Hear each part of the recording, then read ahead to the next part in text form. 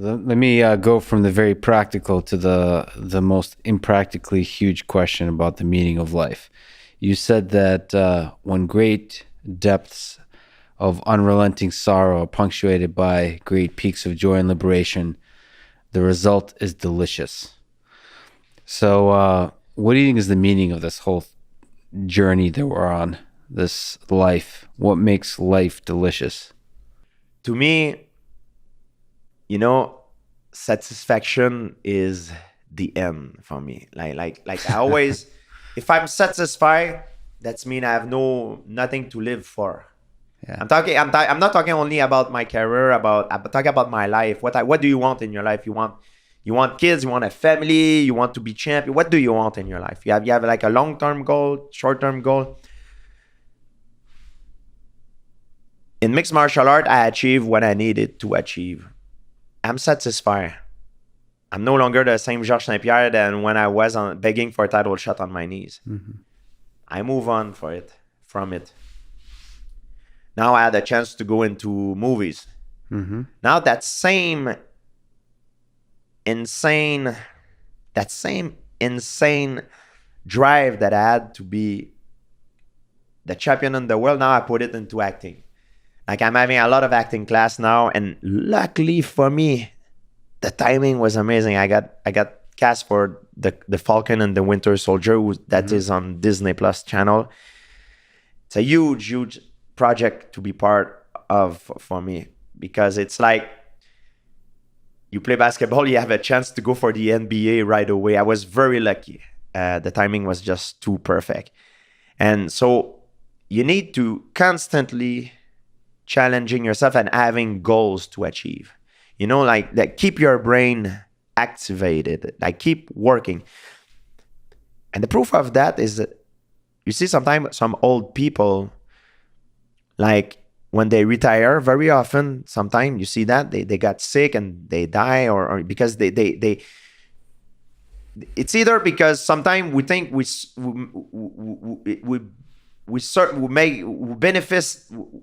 do something good for them by making not work and giving them a break. So in our mind, we're like, oh, he's gonna be able to relax. But in their mind, it's not good because they're not busy. They have nothing to live for. Like my dad is used to work all the time, and he has always something to do. He's retired now. I myself now call him by force to find him some job. Hey, Dad, can you come in my house? I have this thing to repair. I don't know how to do it. So it gives him a reason, not to live on, because he has other things to do. But what I mean is also in life, I think you always don't be afraid to aim high. Don't be afraid to fix your objective very high and never be able to reach it. Mm-hmm. Be afraid of reaching your goals, essentially. I mean, you always have to keep moving it out. You think it's an interesting question because you've been acting in some really exciting things. Do you think there's a dramatic role where it's basically, you go full Robert De Niro in Taxi Driver? Do you think there'll be a full-length feature film with Georges St-Pierre? I like there's level to this thing. I'm aware that I have to restart as a white belt. And for some people, it could be discouraging. But for me, man, it's great. I love it. I freaking love it. I embrace it because everybody told me like I would never be able to do it, and it's fine. But also the outcome of a failure in the sport of mixed martial art is much more serious than the outcome of a failure for a movie, for example.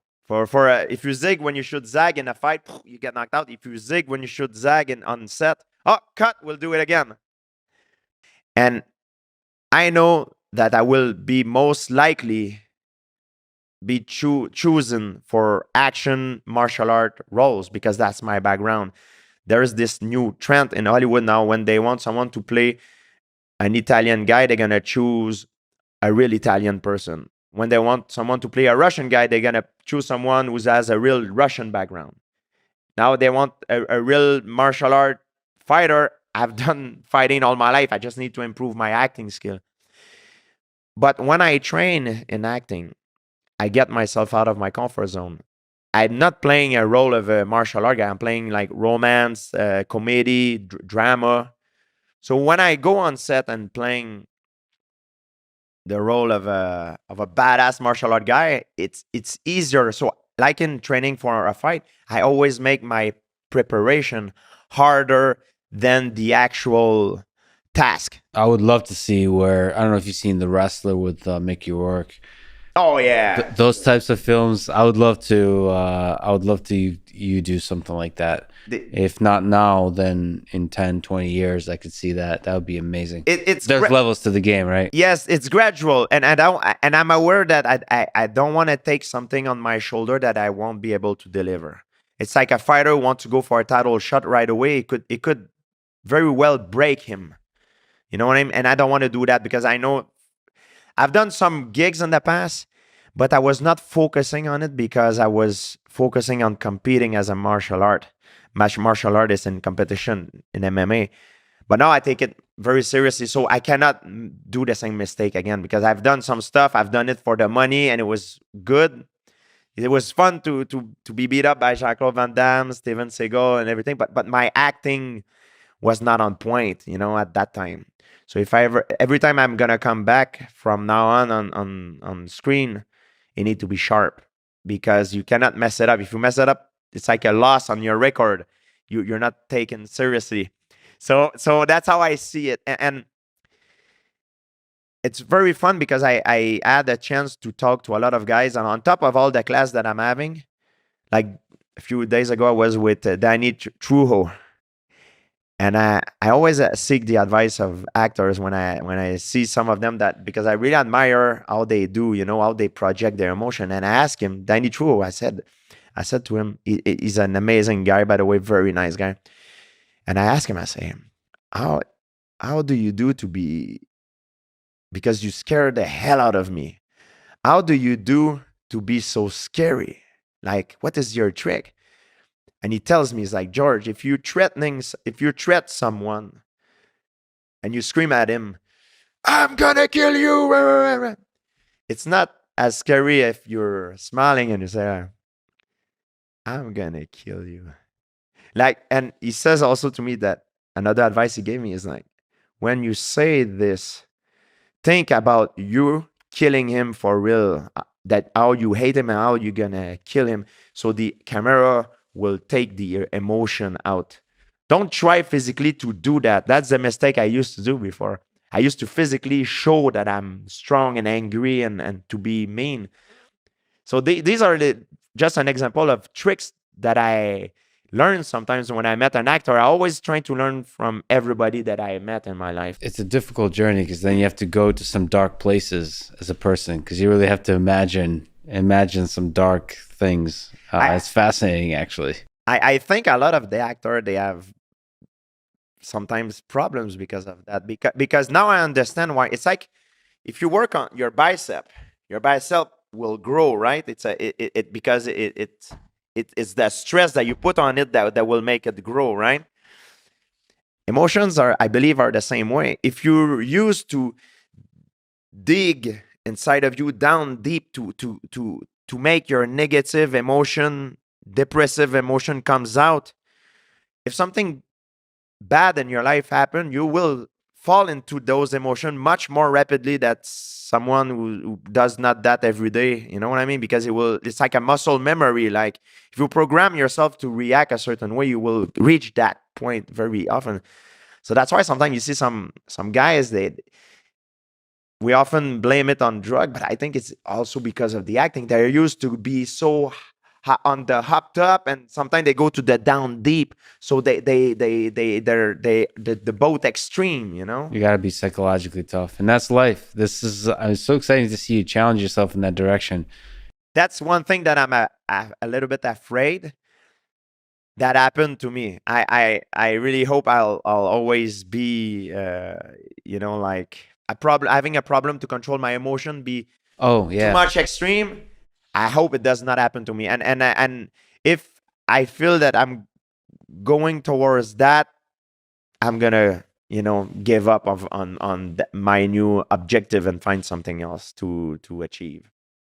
But in your personal life, you want to be real with your emotions. You don't want to. Exactly. It doesn't. You don't.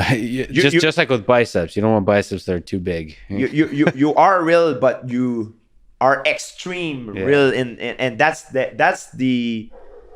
that's what I think sometimes that could happen to actors sometimes when they go too much into their emotion. Like we talk about, like sometimes guys that commit suicide, perhaps, I don't know, because I don't know their real life, but it could be something that they get so much into their character. I didn't understand it at first because I never had acting class, but after a while that you have acting class, now you start to realize that, yeah, okay, I understand why some actor get caught up in their emotion, because that can have an influence on their life, right? You're on a fascinating journey, George. I can't tell you how much it means to me that you'll be so nice to me, that you'll give me so much respect. Just that tells everything I need to know about you as a human being. With everything you've accomplished, you waste all your time, and you're so nice to me just as a fellow human being. Man, I have so much respect. I'm so honored. And the energy you give me by just even showing up here, I'll carry that forward for a long time to come, George. I love it. Thank you so much for talking today. No, thank you, Lex, for having me on the show. I've been looking to talk to you for a long time. For me, talking to a guy like you, it's a great learning experience, because I always learn, and life is fascinating to me, and all the experience that we have in life, it's something that can make us grow, and this experience for me just make me grow as well. Plus, we look pretty damn sharp today. So Man in black, my friend. Men in Oh, black. Thanks, George. Nice.